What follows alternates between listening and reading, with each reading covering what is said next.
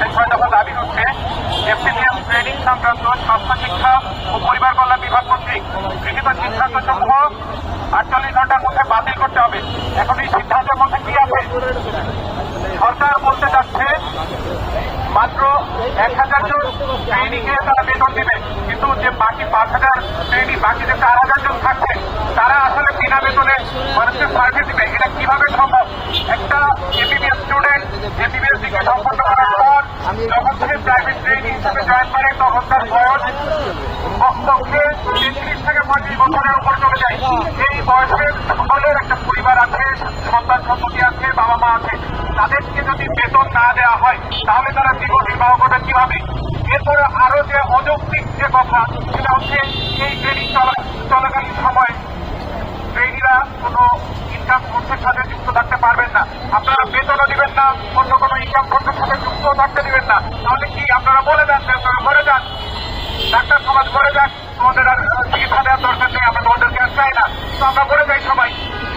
এর পরবর্তীতে আমাদের দাবি হচ্ছে বিসিএসে বয়স সীমা 34 বছর করতে হবে।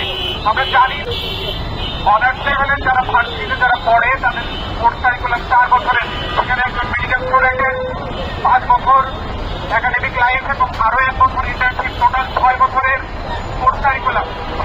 একজন ভার্সিটি স্টুডেন্ট যদি 4 বছর অনার্স কমপ্লিট করার পর তার বয়স যদি 32 বছর হয়, একজন মেডিকেল স্টুডেন্ট যদি 32 বছর হয়, তাহলে এখানে কিভাবে একটা ক্ষমতা বিধান করা হলো? আমরা চাই আমাদের সাথে ক্ষমতা বিধান করা হোক এবং বিসিএস এর বয়স সীমা অবশ্যই 34 বছর করা হোক। এর পরবর্তীতে আমাদের সকল হাসপাতালগুলোতে আমাদের চিকিৎসক সমাজ আজ লাঞ্ছিত হচ্ছে।